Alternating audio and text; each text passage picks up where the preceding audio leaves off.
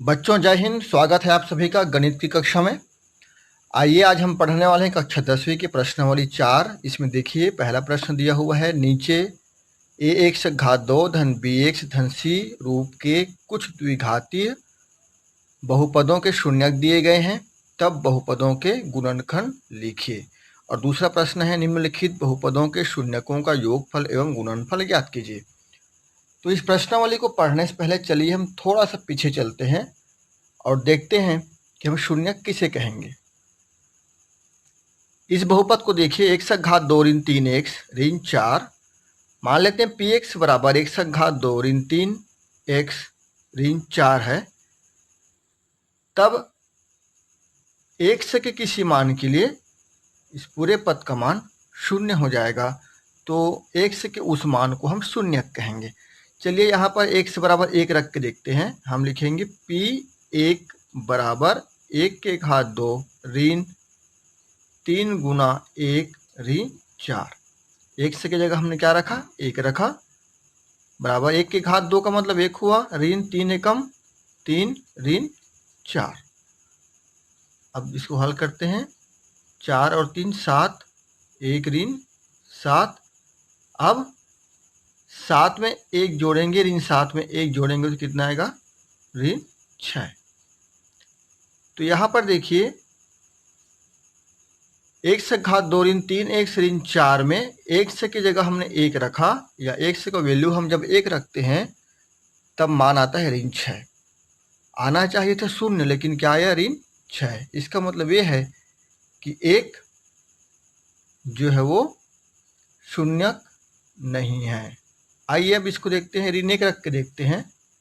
p ऋण 1 बराबर क्या होगा, इसमें मान रखेंगे तो बहुपद में ऋण 1 के घात 2 ऋण 3 गुना ऋण 1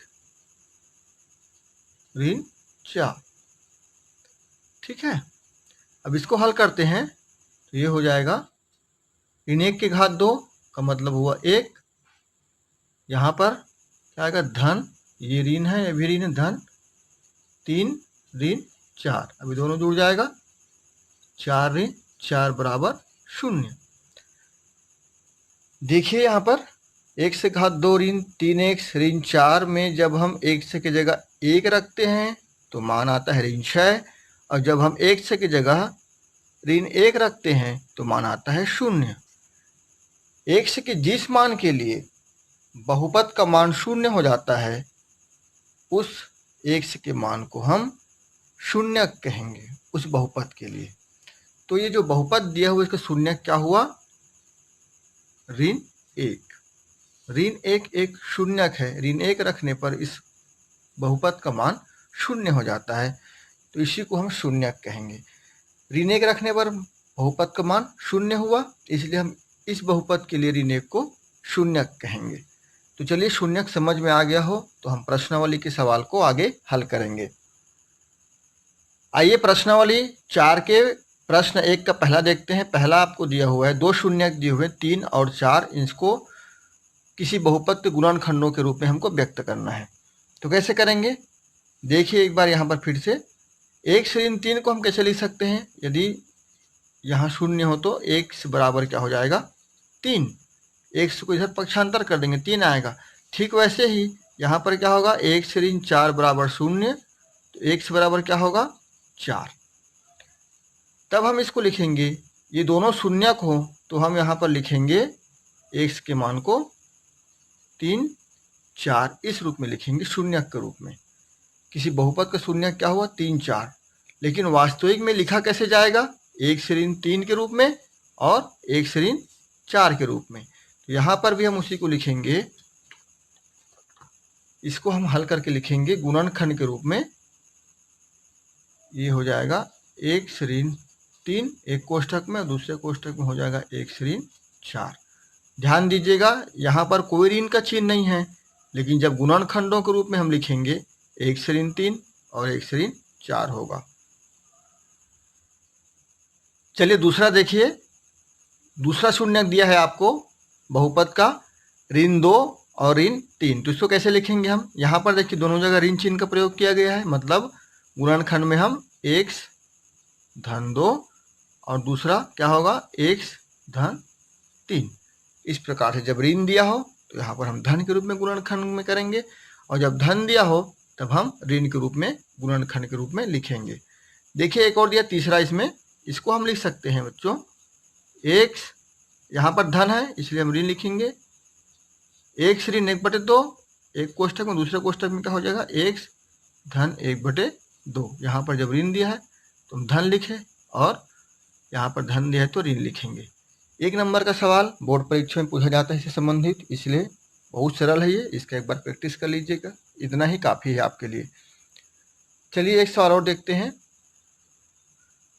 चौथा सवाल आपको दिया हुआ है 15 और 17, दो शून्यक हैं किसी बहुपद के, तो उससे गुणनखंड हो जाएंगे x ऋण 15, यहाँ पर धन है इसलिए यहाँ पर हम ऋण लिखेंगे, दूसरा कोष्ठक में हो जाएगा x ऋण 17।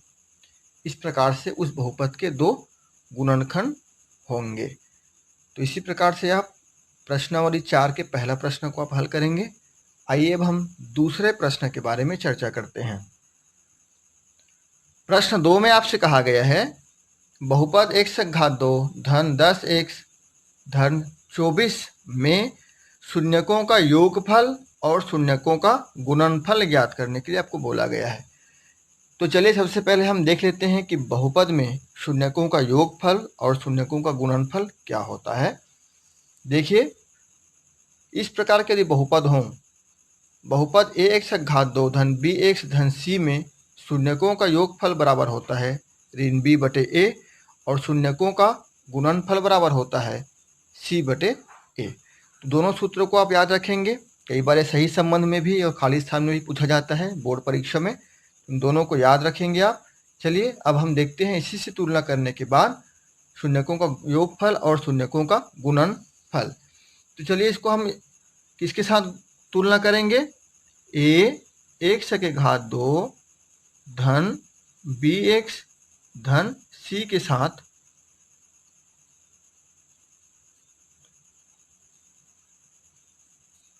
तुलना करेंगे।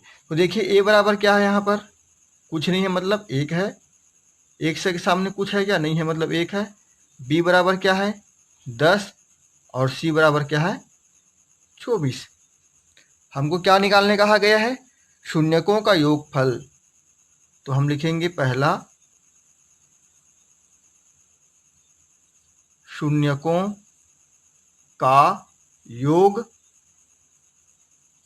फल बराबर क्या होता है ऋण b बटे a। b बराबर क्या निकाले हम 10, ऋण पहले लगाना है आपको, यहाँ धन के रूप में 10 है तो यहाँ हम ऋण b के मान रख रहे हैं, लेकिन ऋण पहले से है इसलिए हम ऋण लिखेंगे। यहाँ पर a का मान क्या है 1, तो ऋण 10 बटे 1 ये हो जाएगा। और शून्यकों का गुणनफल ये निकालना है आपको, शून्यकों का दूसरा निकालना है हमको, शून्यकों का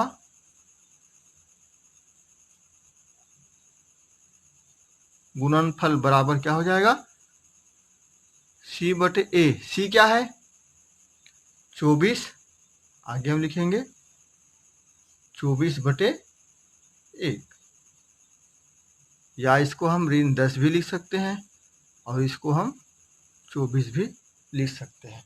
तो इस प्रकार से पहला प्रश्न का शून्यकों का योगफल और शून्यकों का गुणनफल हम ज्ञात कर लिए हैं। ऐसे ही बाकी प्रश्नों का भी आपको क्रमशः करते जाना है, बस आप याद रखिएगा इन सूत्रों को। ये आपका सूत्र है शून्यकों का योगफल और शून्यकों का गुणनफल के लिए, तो दोनों को याद रखिएगा। इस प्रश्नावली में किसी भी प्रकार की समस्या आपको नहीं आने वाली है। चलिए एक सवाल और देखते हैं। 2x घात 2 ऋण 7x ऋण 9 एक बहुपद है, इसका हमको शून्यकों का योगफल और शून्यकों का गुणनफल ज्ञात करना है। तुलना करेंगे हम ax घात 2 धन bx धन c से, तो क्या आएगा a बराबर क्या आएगा यहाँ पर 2, b बराबर क्या आएगा ऋण 7 और c बराबर क्या है ऋण 9। ये तुलना कर ली हम। शून्यकों का योगफल क्या होगा?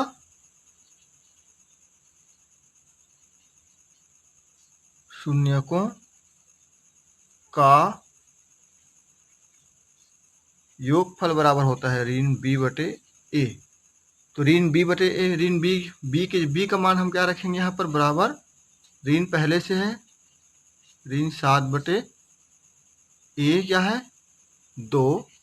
इसको हम हल करेंगे, ऋण और ऋण धन हो जाएगा, 7 बटे 2। ये हमारा उत्तर होगा शून्यकों का योगफल के लिए। चलिए शून्यकों का गुणनफल याद करते हैं। शून्यकों का गुणनफल बराबर क्या होता है? c बटे a। c कितना है? c कितना है? ऋण 9 और a कितना है? 2। उत्तर क्या होगा हमारा? ऋण 9 बटे 2। ये तो ये शून्यकों का गुणनफल और शून्यकों का योगफल। इसी प्रकार से सभी प्रश्नों को आप बनाएंगे।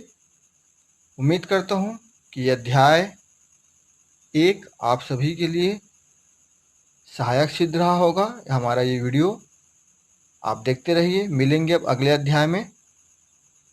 तब तक के लिए आप सभी को जय हिंद, नमस्कार।